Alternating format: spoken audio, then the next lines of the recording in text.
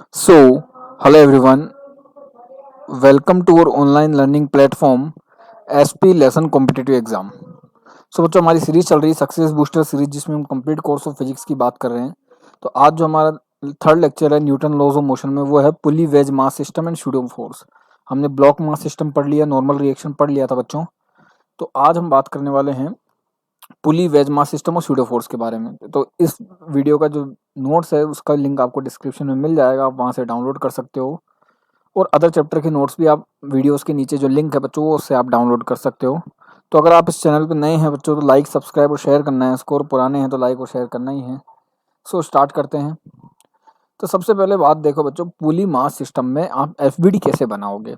Main बात ये आती है, जैसे बच्चों आपको ये पुली मास सिस्टम दिया हुआ है, आपको बताना है कि block M A M B, जो ब्लॉक ए का मास है वो एम ए है, ब्लॉक बी का मास जो है वो एम बी है, और ये पुली 1 है और ये पुली 2 है। आपको चारों का एफबीडी बना के बताना है। तो बच्चों एक चीज़ याद रखनी है इसमें। तो फर्स्ट थिंग ये है कि अगर जैसे ही स्ट्रिंग चेंज हो जाएगी तो उसमें टेंशन चेंज हो जाएगा। जैसे स्ट्रिंग चेंज हो जाती है उसमें टेंशन चेंज हो जाएगा। जैसे ये स्ट्रिंग 1 है तो इसमें टेंशन T1 है, ये स्ट्रिंग 2 है तो इसमें टेंशन T2 है, ओके, और ये स्ट्रिंग 3 है तो इसमें टेंशन T3 आएगा। अब एक चीज़ सोचो बच्चों कि ये स्ट्रिंग 1 यहाँ से ये जा रही है, पूरी स्ट्रिंग 1 है ये पूरी स्ट्रिंग 1 है जहाँ मेरा कर्सर है। इसका मतलब यहाँ पे tension T1 T1 T1 T1 T1 T1 T1 रहेगा। जैसे सेम स्ट्रिंग है टेंशन सेम रहेगा, स्ट्रिंग चेंज कर दी टेंशन चेंज हो जाएगा। ओके। अब बच्चों सबसे पहले आपको स्टार्ट वहाँ से करना है जहाँ पे मिक्सिंग प्रॉब्लम कम हो। जैसे यहाँ पे ब्लॉक ए आपको दिख रहा है, यहाँ पे सिर्फ एक सिंगल स्ट्रिंग इससे कनेक्टेड है, तो यहाँ पे ज़्यादा झमेला नहीं है। तो जो सबसे ज़्यादा इजी दिख रहा है, जिसके पास भीड़ भाड़ कम है, पहले उसको पकड़ो। तो पहले ए को आपने पकड़ा, तो ए के लिए आपने बनाया, तो ये क्या हो जाएगा, एम जी नीचे आएगा इसका, तो एम ए इंटू जी आ गया नीचे, और इस स्ट्रिंग में टेंशन कितना हो गया T1, ये आ गया ऊपर, इसका एफ डायग्राम बन गया। बच्चों एफ बनाना इसलिए ज़रूरी है, एफ बनाना आना इसलिए ज़रूरी है कि आप नॉर्मल प्रॉब्लम तो सॉल्व कर सकते हो, लेकिन कोई टफेस्ट प्रॉब्लम आ गया उसमें बिना एफ के आप सॉल्व नहीं कर सकते उसको। फॉर्मूले कब तक याद रखोगे, बनाना आना चाहिए एफ। फिर दूसरा देखोगे बच्चों आप, ये रहा, ओके। अब एक चीज़ सोचो बच्चों, इसमें टेंशन कितना है, T2 है, ओके। तो T2 किसके इक्वल हो गया, एम बी इंटू जी के, ये इसका डायग्राम बन गया। अब बच्चों इसको देखो, इस वाली पुली को, पुली नंबर 2 को, पुली नंबर 2 में क्या है, T1 ये ना, बिकॉज यहाँ पे स्ट्रिंग 1 सेम है, यहाँ पे ये T1, ये T1 और यहाँ पे ये T3, ये देखो ये बन गया पुली 2। पुली 1 में देखोगे बच्चों तो ये T2 नीचे की तरफ, ये T1 और ये T1, ये बन गया इसका फ्री बॉडी डायग्राम। तो इसी तरह से आपको फ्री बॉडी डायग्राम बनाना है। जैसे नेक्स्ट में आप ट्राई करो तो देखोगे आप, तो सबसे पहले भीड़ भाड़ वाला कम पकड़ना है। देखो ये स्ट्रिंग 1 है, ये स्ट्रिंग 1 है, मतलब टेंशन दोनों में इक्वल होगा। ये स्ट्रिंग 2 है, इसमें T2 आ जाएगा, स्ट्रिंग 3 है, इसमें T3 आ जाएगा, ओके। तो आप देखोगे बच्चों ए का फ्री बॉडी डायग्राम बनाओगे आप, तो एम ए इंटू जी नीचे लगेगा और T1 ऊपर लगेगा, ये बन गया इसका फ्री बॉडी डायग्राम। इस तरह से आप सी को देखो, सी वाला सबसे ईजी है, फिर एम सी इंटू जी नीचे लगेगा, मास ऑफ सी इंटू जी, और T2 ऊपर लगेगा, ये बन गया इसके फ्री बॉडी डायग्राम। बी में अगर आप देखोगे, बी में बच्चों T2 तो लग रहा है नीचे, T1 लग रहा है ऊपर, और mg लग रहा है नीचे, मतलब एम बी इंटू जी। ये देखो ये बन गया इसका फ्री बॉडी डायग्राम। अब आपको स्ट्रिंग, अब इस वाली पुली का बनाना, तो पुली में यहाँ पे T1, यहाँ पे T1 और यहाँ पे T3 ऊपर की तरफ, ओके। अब बच्चों ये यहाँ पे जो सीलिंग है, यहाँ जहाँ से हिंज्ड है, ये जहाँ से टिका हुआ है, तो वो भी इसके ऊपर एक्शन रिएक्शन पेयर लगाएगी। तो ये T3 अगर ऊपर देगा तो ये भी T3 नीचे देगी, ये आ गया सिस्टम। तो इस तरह से आप सबका फ्री बॉडी डायग्राम बना सकते हो। आपको बस थोड़ा सा बेसिक्स आने चाहिए, जो मैंने पहले लेक्चर में पढ़ा दिए हैं कि पैसे फ्री बॉडी डायग्राम कैसे, नॉर्मल रिएक्शन कैसे टेंशन को शो करना है, और टेंशन की डायरेक्शन किस तरफ होगी, मासलेस स्ट्रिंग होगी या अनस्ट्रेचेबल होगी, वो सब मैंने इसके पहले वाले लेक्चर में बता रखा है। आप उसको जाके देखिए, नहीं तो ये समझ में नहीं आएगा, ओके। अब टेंशन के लिए कुछ पॉइंट्स आपको याद रखने हैं कि टेंशन फोर्स जो होता है ऑलवेज पुल्स ए बॉडी, किसी भी बॉडी को पुश नहीं करता, या किसी बॉडी या किसी रस्सी को या किसी रोप को ये पुश नहीं करता बच्चों, कभी भी पुश नहीं करेगा, ये ऑलवेज पुल करेगा, ओके। टेंशन अक्रॉस मासलेस पुली और फ्रिक्शनलेस पुली रिमेन्स कांस्टेंट, ये कल वाले लेक्चर में भी मैंने बताया था आपको कि टेंशन अगर स्ट्रिंग जो है वो मासलेस और फ्रिक्शनलेस है तो टेंशन जो होगा वो हर जगह कांस्टेंट रहेगा, ओके। रोप बिकम स्लैक, बच्चों ये क्वेश्चन आया हुआ है ईआईटी में कि rope become slack when tension force become zero. तो ये स्लैक की कंडीशन पूछी थी, तो आपको टेंशन जीरो करना था उसमें। तो रोप जो होगी स्लैक कब होगी बच्चों, जब उसमें टेंशन 0 होगा। ओके, अब बच्चों कुछ नॉर्मल रिएक्शन की जो कंडीशंस आपको याद रखनी है, एक्चुअली में जेई के लिए है ये जनरली। जैसे अगर दो बॉडी कनेक्टेड ऐसे हो तो ये आपको नॉर्मल रिएक्शन आपको ऐसा बनाना पड़ेगा, ये नॉर्मल आपको ऐसा बनाना पड़ेगा। दो बॉडी ऐसा कनेक्टेड है, नॉर्मल आपको ऐसा बनाना पड़ेगा। दो बॉडी ऐसे कनेक्टेड है, नॉर्मल आपको ऐसे बनाना पड़ेगा। दो बॉडी ऐसे कनेक्टेड है, आपको नॉर्मल ऐसा बनाना पड़ेगा। दो बॉडी ऐसे कनेक्टेड है, ये सबसे ज़्यादा केस पूछा हुआ है ये वाला, तो आपको नॉर्मल ऐसे बनाना पड़ेगा। ये तो सबसे जनरल केस है। दो बॉडी ऐसे कनेक्टेड है, नॉर्मल आपको ऐसा बनाना पड़ेगा। ये और ये दोनों इजी केस हैं। दो बॉडी ऐसे कनेक्टेड है, नॉर्मल आपको ऐसा बनाना पड़ेगा। ये आईटी में आया हुआ सवाल है बच्चों, वेज कांस्टेंट बोलते हैं उसको। दो बॉडी ऐसे कनेक्टेड है, नॉर्मल आपको ऐसा बनाना पड़ेगा। ये भी आईटी में आया हुआ सवाल है, दो बॉडी ऐसे कनेक्टेड है, नॉर्मल आपको ऐसे बनाना पड़ेगा। ओके, ये ज़्यादातर आईटी टेस्ट सीरीज में होते हैं, ये वाला और ये वाला वेज कांस्टेंट पे बेस होते हैं बच्चों। कांस्टेंट मोशन भी पढ़ेंगे कल वाले लेक्चर में। ओके, अब कुछ केस देख लेते हैं बच्चों पुली के। तो पुली का पहला केस आता है जब बच्चों दोनों मास इक्वल है। अब दोनों मास इक्वल है, अब बच्चों ये एक ही स्ट्रिंग है तो बताओ टेंशन सेम रहेगा इसमें। तो यहाँ पे टी और यहाँ पे टी है बच्चों। ओके, अब बच्चों ये दोनों मास इक्वल हैं, इसका मतलब ये सेम लेवल पे रहेंगे और एक्सेलरेशन कितना आएगा, 0 आएगा। अब टी यहाँ पे इसका फ्री बॉडी डायग्राम बनाओगे तो ये टी ऊपर एम जी नीचे, इसका ही फ्री बॉडी डायग्राम बनाओगे टी ऊपर एम जी नीचे। ओके, तो टेंशन जो है वो एम जी के इक्वल है। ओके, तो अब जो यहाँ पे ये टी है, यहाँ पे ये टी है, तो ये यहाँ पे कितना हो जाएगा बताओ मुझे, टी और टी ऐड होके 2t हो जाएगा। ओके, तो reaction at the point of suspension, यहाँ पे reaction at the point of suspension जहाँ से ये जुड़ा हुआ है, ये जिसको बोलते हैं थ्रस्ट ऑन पुली, याद रखना ये वर्ड, इसको बोलते हैं reaction at the point of suspension of the पुली या थ्रस्ट ऑफ पुली। तो ये कितना होगा बच्चों, 2t के इक्वल हो जाएगा, और टी के इक्वल है mg के, तो ये कितना आ जाएगा 2mg के इक्वल। ये केस कभी नहीं आया, ना कभी आएगा, क्योंकि ये सबसे ज़्यादा ईजी है। अब नीट 2020 की बात करें तो उसमें ये केस आया था, ये वाला जो सेकंड नंबर सबसे ज़्यादा ये केस आता है। अब बच्चों देखो m1 जो है वो m2 से ज़्यादा है।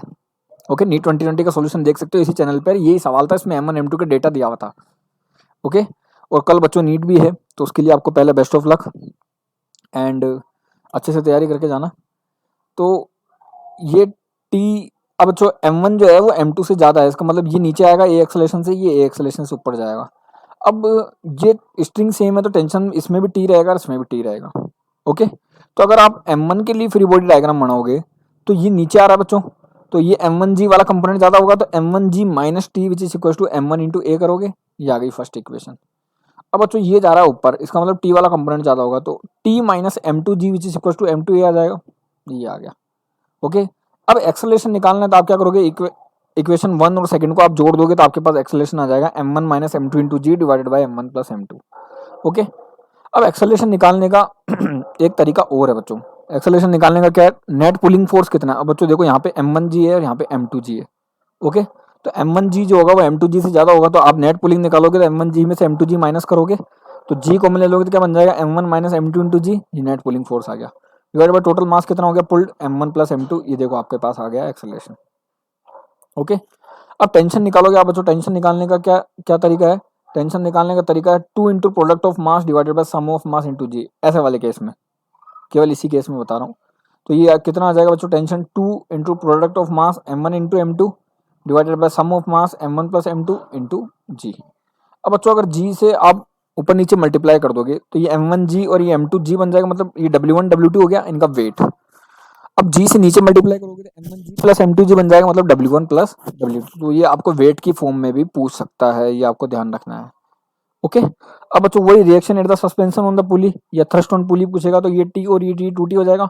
अच्छा, टी की वैल्यू कितनी है 2m1 m2g, तो इसको 2 से मल्टीप्लाई कर दो तो ये आ जाएगा reaction at the suspension point of पुली, या आप इसको 2 से और मल्टीप्लाई कर दोगे तो ये रिएक्शन, ये आएगा क्वेश्चन बच्चों एम्स में 4w1 w2 divided by w1 plus w2 in the weight, reaction at the suspension of the pulley in the terms of weight. Okay, अब चलते हैं नेक्स्ट केस में। तो नेक्स्ट केस क्या बोलता है बच्चों, जैसे ये वाला सिस्टम है। ओके, अब बच्चों ये यहाँ पे ए एक्सेलरेशन से जाएगा और यहाँ पे ये ए एक्सेलरेशन से नीचे आएगा, तो यहाँ पे लगेगा m2g, यहाँ पे लगेगा t, ये रहा t। ओके, तो आप इसके लिए लिखोगे तो क्या लिखोगे, m2g minus T which is equal to m2a, ये रही इक्वेशन। इसके लिए लिखोगे तो बच्चों क्या लिखोगे, t इक्वल टू m1a लिखोगे। ओके ओके, तो अब आप इन दोनों इक्वेशन से देखोगे तो एक्सेलरेशन क्या आ जाएगा, m2g divided by m1 plus m2, और टेंशन क्या आ जाएगा बच्चों, m1 m2 divided by m1 plus m2 into G. Okay, एक तरीका और है निकालने का बच्चों, टोटल पुलिंग फोर्स कितना हो गया m2g, ये रहा m2g, divide by total mass कितना हो गया m1 प्लस m2, आप एक्सेलरेशन ऐसे भी निकाल सकते हो। ओके, अब जब t लिखोगे तो क्या लिखोगे, t की इक्वेशन लिखोगे m1 a की वैल्यू आपने पुट कर दी इसमें, तो देखो ये फॉर्मूला आ गया। तो रटने की जरूरत नहीं है आपको, रट्टा मत मान लेना m1 m2 divide by m1 plus m2 into g, ये आपको निकालना आना चाहिए। अच्छा, reaction at the suspension point of pulley बच्चों, ये जेई में आया हुआ सवाल है। देखो ये टी है, ये टी है, तो ये कितना आ गया बच्चों, √2t आ गया। देखो दो वेक्टर एक दूसरे के साथ 90 डिग्री पे हो तो रिजल्टेंट हमेशा √2 टाइम्स हो जाता है, तो ये आ गया √2t। केस 4 देखोगे आप, ये भी बड़ा कॉमन केस है, एनसीईआरटी का सवाल है ये बच्चों, ये फोर्थ वाला केस, इसमें डेटा दिए हुए हैं एनसीईआरटी के एग्जांपल में, आप देख सकते हो। तो बच्चों ये मास कैपिटल एम है, ये m1 है और ये m2 है। ओके, और आपको गिवन है कि m1 जो है वो m2 से ज़्यादा है। इसका मतलब क्या हुआ, इसका मतलब ये हुआ कि यहाँ पे ये m1g लगेगा, ये एक्सेलरेशन से नीचे आएगा, ये यहाँ पे m2g लगेगा और ये एक्सेलरेशन से ऊपर जाएगा, और ये एक्सेलरेशन से इधर आएगा और ये एक्सेलरेशन से नीचे आएगा, ये वाला सिस्टम होगा। तो बच्चों आप इसके लिए फ्री बॉडी डायग्राम बनाओगे, तो ये दिख ही रहा है आपको, इतना सा देख लो आप इसको, ये फ्री बॉडी डायग्राम है। तो ये नीचे आ रहा था m1g वाला कंपोनेंट ज़्यादा हो जाएगा, तो m1g minus t1 which is equal to m1a, ये बन गया इक्वेशन। इसके लिए बनाओगे बच्चों तो t1 किसके इक्वल हो जाएगा, कैपिटल M इंटू ए के। ओके, इसके लिए बाद में बनाओगे, इसके लिए बनाओ पहले, ये m2g वाला पहले दिया हुआ है। तो बच्चों ये ऊपर जा रहा है तो t2 वाला कंपोनेंट ज्यादा हो जाएगा, तो t2 minus m2g which is equal to m2a, ये बन गई इक्वेशन। अब बच्चों यहाँ पे ये t1 लग रहा है, यहाँ पे ये t2 लग रहा है, आपको पता है कि ये वाला कंपोनेंट ज्यादा है बच्चों, बिकॉज ये नीचे आएगा तो ये टेंशन ज्यादा होगा, तो t1 माइनस t2 किसके इक्वल हो जाएगा, कैपिटल M इंटू ए के। इन तीनों को आप ऐड कर दोगे, ये आपके पास आंसर आ जाएगा बच्चों। ओके बच्चों, दिक्कत ये नहीं है, आपको ये फॉर्मूले याद नहीं करने, आपको बनाना इसलिए आना चाहिए क्योंकि आपको क्वेश्चन में वैल्यू दी होगी, तो आप इजीली सोल्व कर पाओगे। m1 2 kg, ये 3 kg, 5 kg रख दिया, ये नया क्वेश्चन बन गया। तो आपको ये फ्री बॉडी डायग्राम इसलिए बनाना आना चाहिए बिकॉज आपको कोई भी हार्ड सवाल आए तो आपको फॉर्मूला याद करने की जरूरत नहीं हो। जैसे बच्चों ये वाला केस है, इसमें देखो ये m1 है बच्चों, ये m2 जो है इंक्लाइन प्लेन पे रखा हुआ है, इंक्लिनेशन एंगल थीटा है। ओके, तो आप m1 के लिए देखो बच्चों, तो यहाँ पे ये m1 जी नीचे लगेगा, टेंशन ऊपर t, और ये a एक्सेलरेशन से नीचे आ रहा है बच्चों। ओके, अब ये a एक्सेलरेशन नीचे आएगा तो m1g वाला कंपोनेंट ज्यादा हो गया, तो m1g minus T which is equal to m1, ये पहली इक्वेशन आपने बना ली। यहाँ पे देखो बच्चों, ये m2g लग रहा है नीचे, ये थीटा है बच्चों, तो ये भी थीटा होगा। अब जहाँ बेस वहाँ कोस, मतलब ये बन गया m2g कोस थीटा जो बैलेंस करेगा नॉर्मल रिएक्शन को, और ये परपेंडिकुलर कंपोनेंट हो जाएगा m2g साइन थीटा जो बैलेंस करेगा इस टेंशन को। ओके, अब मेरी बात सुनो, तो अब बॉडी ये इस तरफ जा रही है बच्चों, तो इसका मतलब ये टेंशन वाला कंपोनेंट ज्यादा होगा। इसका फ्री बॉडी डायग्राम से अगर आप इक्वेशन लिखोगे तो t minus m2g sine theta which is equal to m2 into a, ये आ गया। दोनों इक्वेशन से आप देखोगे एक्सेलरेशन इतना आ जाएगा, ओके, वो टेंशन इतना आ जाएगा। अब बच्चों ये एक इंक्लाइन प्लेन पर था, अब दोनों इंक्लाइन प्लेन पर आ जाओ, तो कंपोनेंट सेम वैसे करने हैं। ओके अब आपको ये मानना है कि m1 साइन अल्फा जो है वो m2 साइन बीटा से ज़्यादा है। ये क्वेश्चन में आपको डेटा दिया रहेगा, आप उससे भी चेक कर सकते हो, ऐसी कोई दिक्कत नहीं है। ओके, तो ये m1 और ये m2 आपको कंसेप्ट सीखना है अभी सिर्फ। तो ये बच्चों ये भारी है तो ये नीचे आएगा। अब ये m1g हो गया, ये अल्फा है तो ये भी अल्फा होगा, तो ये m2g कॉस अल्फा, ये सॉरी m1g कॉस अल्फा, ये m1g साइन अल्फा जो इस टेंशन टी के। अब ये वाला कंपोनेंट इधर आ जाएगा। अब यहाँ पे देखोगे तो ये m2g हो गया, ये बीटा हो गया, तो यहाँ बेस यहाँ कोस आ जाएगा, ये m2g कॉस बीटा, ये m2g साइन बीटा आ जाएगा, और यहाँ पे ये टेंशन टी आ गया। इसके लिए इक्वल इक्वेशन लिखोगे, ये इस तरफ एक्सेलरेट हो रहा है, मतलब ये कंपोनेंट ज्यादा है, तो m1g sine alpha minus T which is equal to m1a, ये आपने लिख दिया।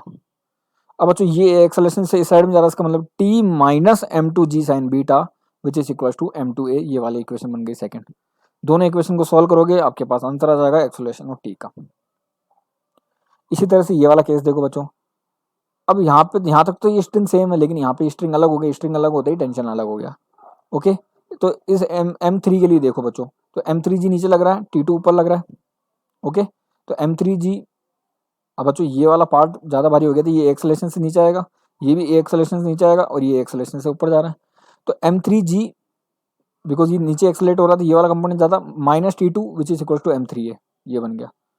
इस वाले m2 के लिए देखो बच्चों, m2 के लिए m2g नीचे लग रहा है, ओके, t1 ऊपर लग रहा है बच्चों, और t2 भी नीचे लग रहा है बच्चों, तो m2g plus t2 minus t1 which is equal to m2a, ये बन गया।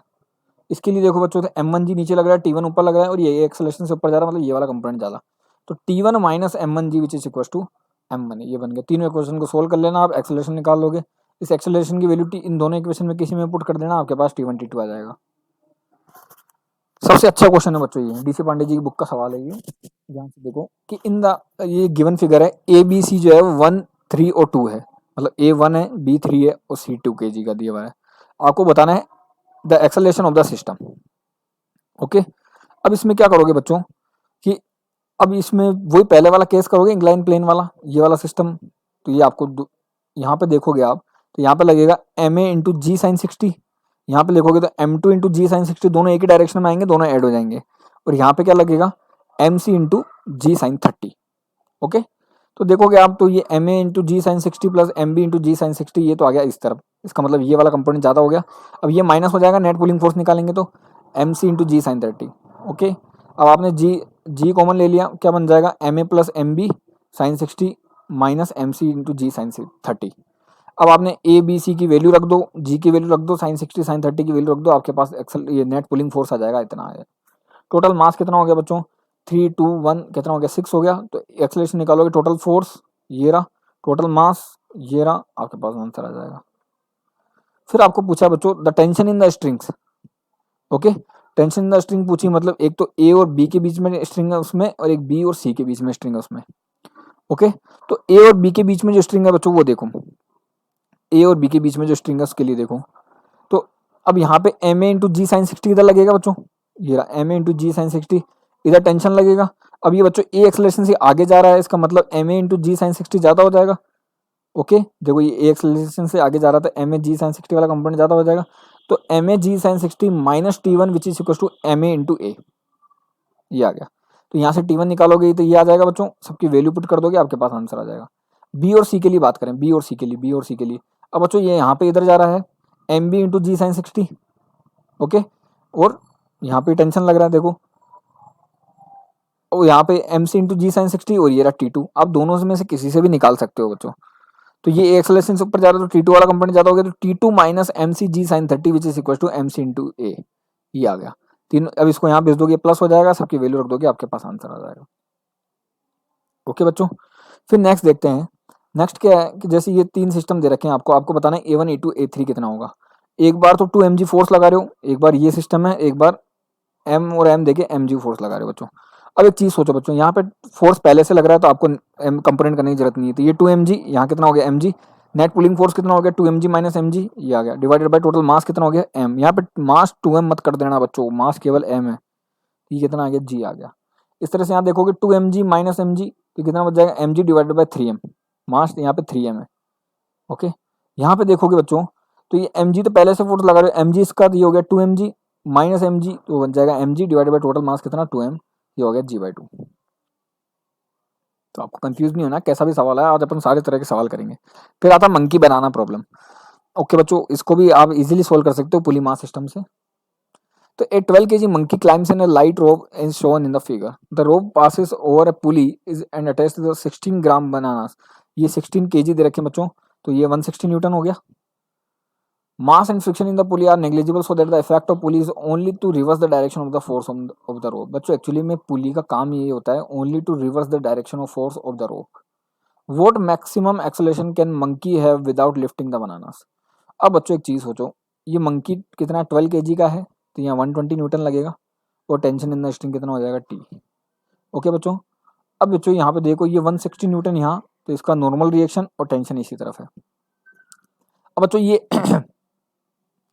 ये यहाँ पे ए एक्सेलरेशन से ऊपर जाएगा, तो यहाँ पे T minus 120 which is equal to mass into a, mass कितना है 12 kg, तो 12 इंटू ए हो जाएगा। आप देख सकते हो इस डायग्राम को इजीली। ओके, फिर आप बनानास के लिए लिखोगे बच्चों, तो बनानास नीचे आएंगे, 1 मिनट। ओके, तो बनानास जो है बच्चों नीचे आएंगे, तो 160 minus T which is equal to N हो जाएगा। ये एन प्लस टी जो हो जाएगा बच्चों वो 160 के इक्वल हो जाएगा, डायरेक्ट देख सकते हो आप, इतना भी दिमाग नहीं लगाओ। ये एन प्लस टी जो होगा वो 160 के इक्वल हो जाएगा। Okay, condition for just losing the contact, normal reaction 0 हो जाएगा बच्चों, तो टी कितना आ जाएगा 160 आ जाएगा। इस टी की वैल्यू यहाँ पुट कर लोगे, आप एक्सेलरेशन निकाल सकते हो। ओके, फिर चलते बच्चों नेक्स्ट पे। In the system shown in the figure, block M1 slides down a frictionless inclined plane. The pulleys and strings are ideal, मतलब massless और inextensible. Find the acceleration of the block. अब बच्चों एक चीज सोचो, ये आपको डायग्राम गिवन है, आप इसका फ्री बॉडी डायग्राम बनाओगे तो कैसे बनेगा बच्चों, ये ए एक्सेलरेशन से ऊपर जाएगा। अब बच्चों स्ट्रिंग्स अलग अलग हैं तो एक्सेलरेशन भी अलग अलग हो जाएंगे, ये A2 हो जाएगा और ये A1 हो जाएगा। ओके, अब यहाँ पे टेंशन, अब ये स्ट्रिंग सेम है बच्चों, ये वाली देखो ये स्ट्रिंग सेम है, तो यहाँ पे टेंशन T, यहाँ पे टेंशन T, देखो ये T और ये T मिलके कितना हो गया 2T, ये 2T 2T 2T 2T, ये यहाँ तक 2T आ गया। ओके, अब बच्चों एक चीज सोचो, यहाँ पे ये 2 टाइम्स टेंशन है।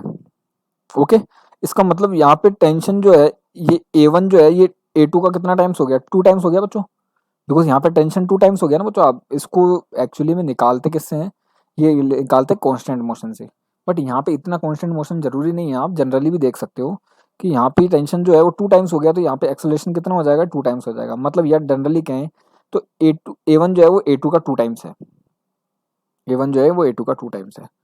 अब आप इसके लिए देखोगे बच्चों, ये ए एक्सेलरेशन से नीचे आ रहा है, तो आप इसका फ्रीवर्ड डायग्राम बनाओगे, थीटा ये रहा, तो यहाँ पे बन जाएगा m1g साइन थीटा, वही वाला सिस्टम है, ये m1g cos theta normal reaction, ये टेंशन T। तो बच्चों ये नीचे आ रहा है ए एक्सेलरेशन से A1 से, तो ये आ जाएगा m1g sine theta minus T1 या minus T which is equal to m1 into a, ये बन गई इक्वेशन। इसी तरह से आप इस वाले के लिए लिखोगे तो ये हो जाएगा 2T minus m2g which is equal to m2a2, ये आ गया।